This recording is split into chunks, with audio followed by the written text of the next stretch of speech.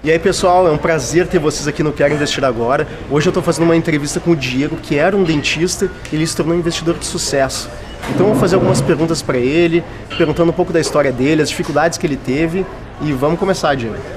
Bom, Diego, fala um pouco pra gente há quanto tempo tu já investe no geral, assim. 11 anos. 11 anos já invisto. Desde os tempos amadores até agora profissionalmente. Bom, conta pra gente um pouco como tu começou a investir, como foi a tua história, assim.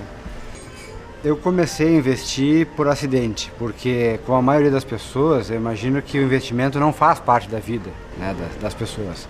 Eu tinha uma vida absolutamente pacata, eu era cirurgião dentista, dava aula em faculdade, né, tinha um viés acadêmico, mas o meu dia a dia era assim, levantar, trabalhar e ir para casa, no fim do mês salário, aquele negócio, a gente gasta um pouco, e o que não gasta sobra no banco e fica lá no banco, e sem ter muito sentido, porque fica lá no banco, né? A gente não sabe o que fazer. E aí eu tive uma história muito interessante, porque eu cresci, meu pai sempre investiu muito em ações. E eu cresci vendo meu pai comentar isso, às vezes na janta, de noite, agora que estava indo bem, né? Vem o fulano de tal, faz Funaro. Ninguém lembra do Dilson Funaro, né? O ministro Dilson Funaro, ex-ministro da Fazenda. Vem o Funaro e faz não sei o que e o troço desaba, né? As ações caem. Aí quando tinha recuperado, vem mais alguém, uma Zélia da vida, e o troço cai. E eu fiquei com aquela visão, aquele estigma. Por que ele faz isso se volta e meia ele perde tanto, né? O troço não fazia sentido. E eu cresci com isso. Aí lá pelas tantas, nesse sistema, um belo dia meu pai disse, olha, eu acho que está na hora de botar na bolsa. O cara tá maluco. Nunca imaginei que ele pudesse ter ganhado na bolsa. Dias depois ele de novo, olha, eu acho que tá na hora, eu acho que tá na hora, eu acho que tá na hora. E até que eu disse, tá, então faz o seguinte, pega um pouquinho lá, nós tinha conta conjunta, pega um pouquinho daquele dinheiro e põe na bolsa. Bom, mas fala um pouco pra gente, assim, antes de tu começar, assim, o que foi depois dessa tua história, o que foi o ponto de virada, assim? Porque, assim, acho que é legal tu comentar um pouco a gente como é a tua vida hoje, né? E depois tu bater um papo, assim, o que fez acontecer essa virada, assim, pra tu começar a investir, sabe? Então, chegou essa hora e eu, tá, beleza, põe lá um pouco do dinheiro. E a partir daí, eu comecei a olhar no extrato mensal, né, disse, pô, fundo de ações e tal, mais 4%. No outro mês, mais 3%, no outro mês, mais 8%, no outro mês, mais 5%. E eu, nossa, meu Deus, coisa bizarra, né, eu costumava ganhar 1%, às vezes nem 1%, um pouco mais de 1%. E agora estou ganhando 5, 8, né? Como é que é isso? Já comecei a fazer assim, né? O pensamento do leigo. Pega, e olha que eu já tinha assim, eu já tinha mestrado, eu já tinha pós-graduação. Claro que não em nenhuma área, mestrado em ciências biológicas, mas enfim, só para mostrar como a pessoa realmente não tem. Eu tinha uma visão científica, assim, né? Mas não, nada de finanças, nada de finanças. E aí então lá uma conta muito simples, uma conta burra até, a gente pega assim os poucos meses que passaram, 5 mais 8 mais 3 mais 4, divide pelo número de meses, nossa, média 4. Meu Deus, se a média é 4, então no mês que vem eu vou ter juros sobre juros, 4%, sim. Mais 4%, mais 4%, isso aí até é muito fácil de fazer. Eu disse, nossa, tô rico, quer dizer, no fim do ano eu vou ter isso, no fim de 2 anos isso, 3, 4, 5 anos eu vou estar dirigindo Porsche, vou estar... E aí, na hora eu liguei, né? Põe tudo no fundo de ações. E aí começou a minha história. Esse foi o dia 0. O dia 1 foi o dia que a bolsa caiu 7%. Conta pra gente um pouco como é que é a tua vida hoje, como tu organiza teus investimentos, tu aprendeu bastante investimentos, conta um pouquinho pra gente. Sim, a partir desse momento aí, o primeiro sentimento que dá é um sentimento até de raiva, né? Porque parece que as coisas são feitas, parece que o mundo conspira contra você, né? E tudo que eu sabia naquela época era esperar, porque eu ainda trabalhava, tinha consultório, enfim, era esperar o fim do dia para no Jornal Nacional ver lá o William Bonner e a Fátima Bernardes dizer o quanto é que tinha ido o Bovespa. Esse era, né? Eu disse, hoje vai ter que subir, e não subia, porque depois eu fui entender que fazia parte de um ciclo, né? Mas esse foi o ponto de partida da frustração, da raiva, né? Por que aconteceu comigo? Aí eu fui procurar entender como é que funcionava isso de verdade. E, bom, tu falou um pouquinho da tua história, do ponto de partida, conta um pouquinho pra gente como é que foi esse ponto da virada, assim, daquela situação que tu era um amador, que via a Fátima Bernardes todo dia te dar uma notícia ruim, né? E daí, qual foi o ponto da virada que fez, não, agora eu realmente estou entendendo o que eu tô fazendo? No primeiro momento existe o momento da descoberta e depois depois que você começa a buscar informações, infelizmente a maioria das informações não serve para você, mas você não sabe. Então você é levado a um estágio assim de falsa ilusão, que você acha que domina, mas na verdade não domina.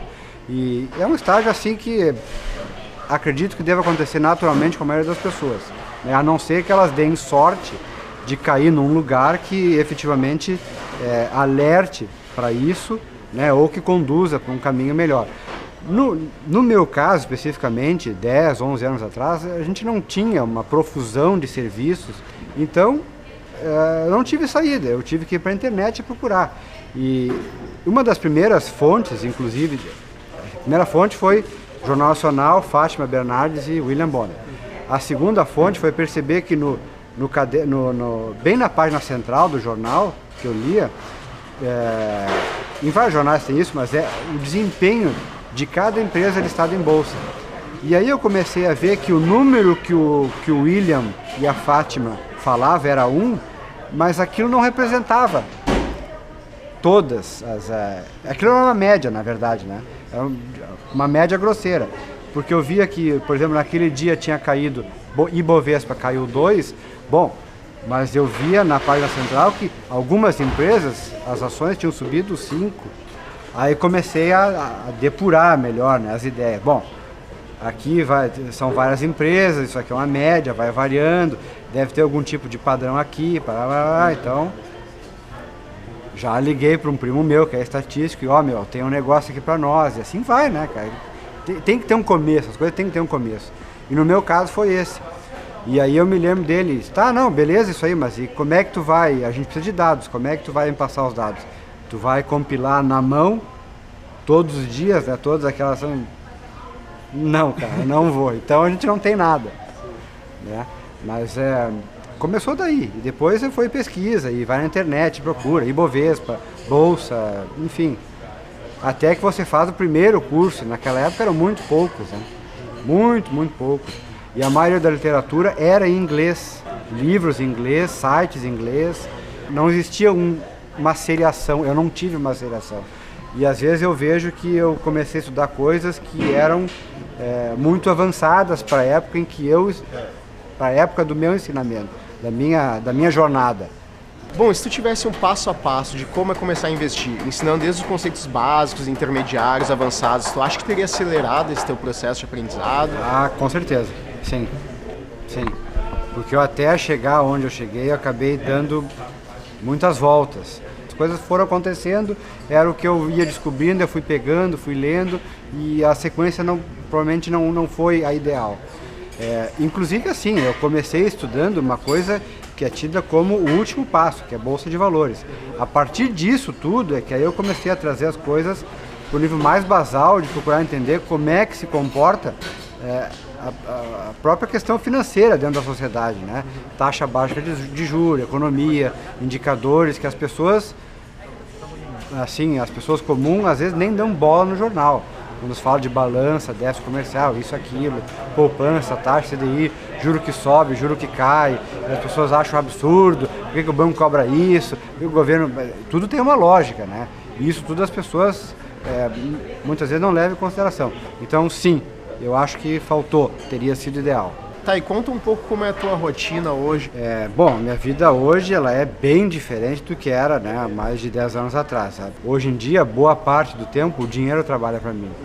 Essa é a questão diferente.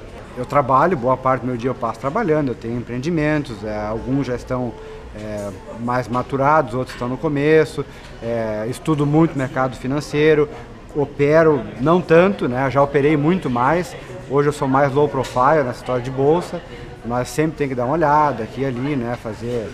É o dinheiro que trabalha, né? Não sou mais eu que corro atrás. Não é um escravo do dinheiro. Não sou um escravo do dinheiro. Qual que tu acha que é o erro número 1 das pessoas que estão começando a investir? O que tu acha que elas pecam mais? Ou como tu acha que elas pensam que é a forma errada? Ou que se tem alguma forma certa? O que tu acha disso aí, mais ou menos? Eu não saberia dizer se tem um erro principal, mas eu acho que nesse processo todo a pessoa precisa ficar atenta para algumas armadilhas que são clássicas. Eu aqui do primeiro momento cito duas. A primeira é achar que com pouca instrução entendeu tudo. E a segunda é, mesmo que você tenha muita instrução e você acha que chegou num ponto considerado bom, ideal, né, você ir com muita confiança. São erros assim que o mercado não perdoa. Não perdoa. Quando você acha que você está por cima e entendeu, o mercado te aplica. Mesmo entendendo como funcionam os processos, mesmo achando que você está com o viés certo, etc., e tem que tomar cuidado. E qual a dica tu daria para quem está começando a investir agora, que quer começar do zero? Nunca é tarde. Hoje eu falei com o Diego, que é um ex-dentista e hoje é um investidor de sucesso. Fiquem atentos ao site, eu vou colocar mais entrevistas para vocês de pessoas que, como o Diego aqui, elas já passaram por uma situação parecida. E a gente se vê lá, até mais.